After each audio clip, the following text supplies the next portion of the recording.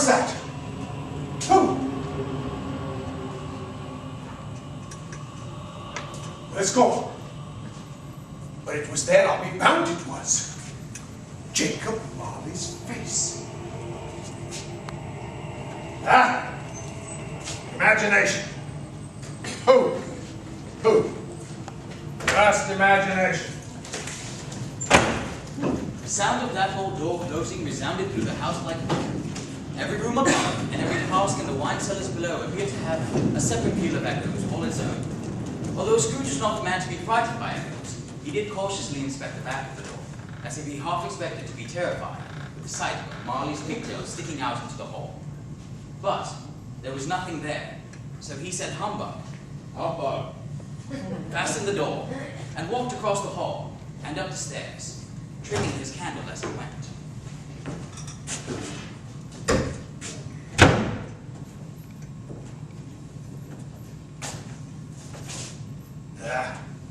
Scrooge, satisfied he had only imagined he had seen Marley's face, took off his cravat, his coat, put on his dressing gown, and his nightcap.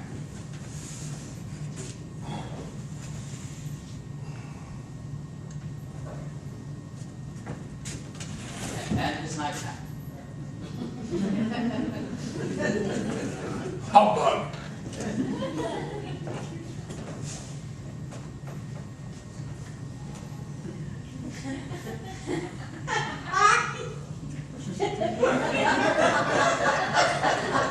Made his way into the living room and settled himself before the fire to take his gruel for the head coat he had. It was a very low fire indeed. Nothing on such a bitter night, and Scrooge was obliged to sit close to it and brood over it before extracting the least bit of flame, except a handful of fuel. Beastly cold. Ebenezer Scrooge! What was that? It's humbug. It's humbug still. Ebenezer Scrooge! I won't believe it.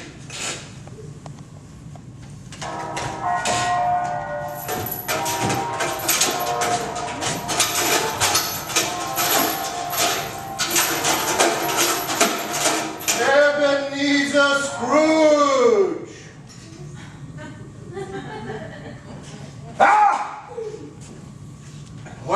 What do you want of me? Much, Ebenezer Scrooge. Who are you?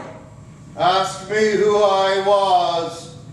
Well, who are you then? No particular for a ghost or whatever you are. In life, I was your partner, Jacob Marley. Jacob? Who? Can you sit down? I can. Well, do it then.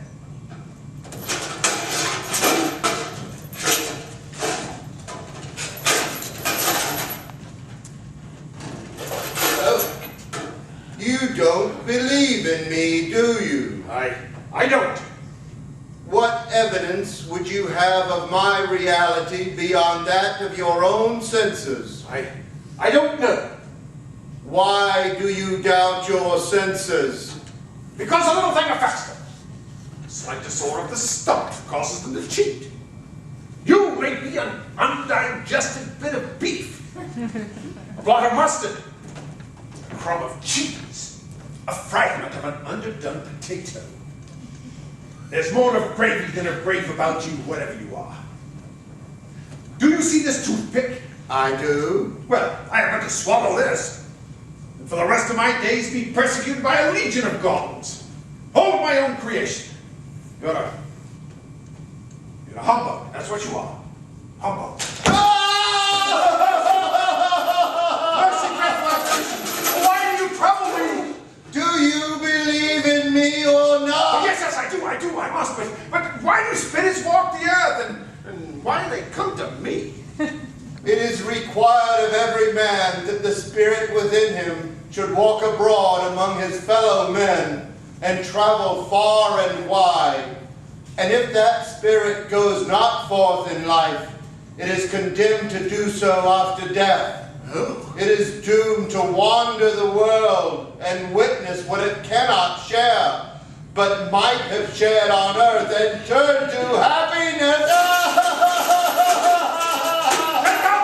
Jacob, don't do that. You are fettered. Tell me why.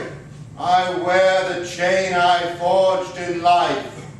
I made it link by link and yard by yard. I girded it on of my own free will, and of my own free will I wore it. Are its patterns strange to you? What? Cash boxes, ledgers, deeds, mortgages. Or would you know the weight and length of the strong coil you bear yourself? What? It was full as heavy and long as this 7 Christmas Eves ago. No! You have labored on it since. No! It is a ponderous chain. No, tell me more, Jacob, but speak comfort to me. I have none to give. No. It must come from other regions, Ebenezer Scrooge. I cannot wait. I cannot rest. I cannot linger anywhere. In life, my spirit never walked beyond the confines of our counting house, and now weary journeys lie before me. You must have been very slow about it, Jacob. Slow? Well, 7 years dead and traveling all the time? The whole time. No rest. No peace. Yes. Incessant torture of remorse. Jacob, don't do that. You were always a good man of business, Jacob. Business? Mankind was my business. The common welfare was my business. Charity, mercy, benevolence were all my business.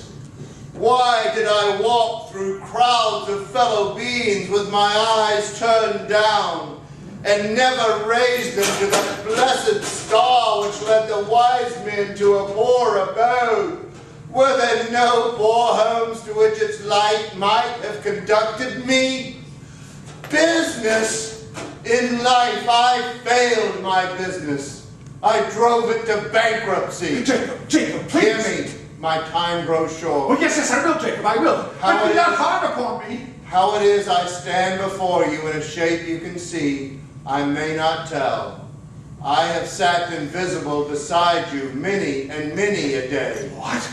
Tonight I come to warn you that you have yet a chance and hope of escaping my fate. Oh, good. A chance and hope of my procuring, Ebenezer. Well, you were always a good friend to me, Jacob, thank you. You will be haunted by 3 spirits. Is that the chance and the hope you mentioned, Jacob? It is.